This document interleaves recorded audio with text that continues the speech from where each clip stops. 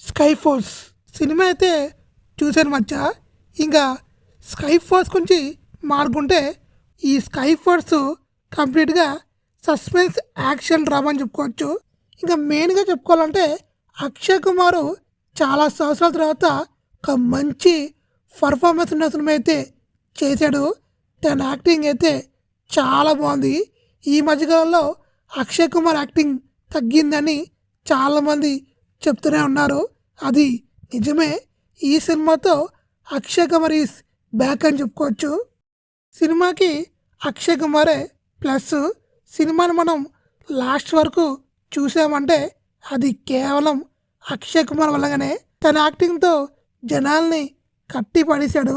ఇంకా debut actor అయిన వీర్ పహారియా తను ఒక బిజినెస్ మ్యాను. సినిమా మీద ఇంట్రెస్ట్తో ఈ సినిమాతో డెబ్యూ హీరోగా మారాడు. తన కోసం చెప్పుకోవాలంటే తను ఓకే బాగానే చేశాడు. మరీ ఏమీ బ్యాడ్ కాదు కానీ తన బెస్ట్ తను ఇచ్చాడు. ఈ సినిమాకి తను వన్ ఆఫ్ ద కీ అని కూడా చెప్పుకోవచ్చు. ఇంకా సారా అలీ ఖాన్ గురించి మాట్లాడుకోవాలంటే తను ఈ సినిమాలో చాలా అందంగా ఉంది. తను ఈ సినిమాలో చాలా ట్రెడిషనల్గా ఉంటుంది.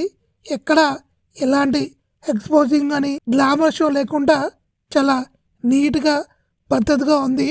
అయితే సినిమాలో తన సీన్లు పెద్దగా పండవు. చాలా ఎమోషన్ సీన్స్ అయినా రైటింగ్ వలంగా పెద్దగా మనకి అనిపించదు.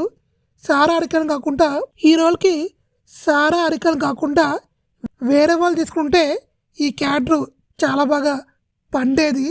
ఎమోషన్స్ చాలా స్కోప్ ఉన్న క్యారెక్టర్. అయితే ఎమోషన్స్ అనేవి కరెక్ట్గా కనెక్ట్ కాలేదు. వేరే యాక్టర్ ఉంటే డెఫినెట్గా కనెక్ట్ అయ్యేయేమో. ఇంకా సినిమాలో సినిమాటోగ్రఫీ, విఎఫ్ఎక్స్ ఇవన్నీ చాలా బాగున్నాయి. ప్రొడక్షన్ వాల్యూస్ కూడా చాలా బాగా ఖర్చు పెట్టారు. ఇంక ఈ సినిమా తెలుగులో అయితే రిలీజ్ అవ్వలేదు, జస్ట్ హిందీలో మాత్రమే ఉంది.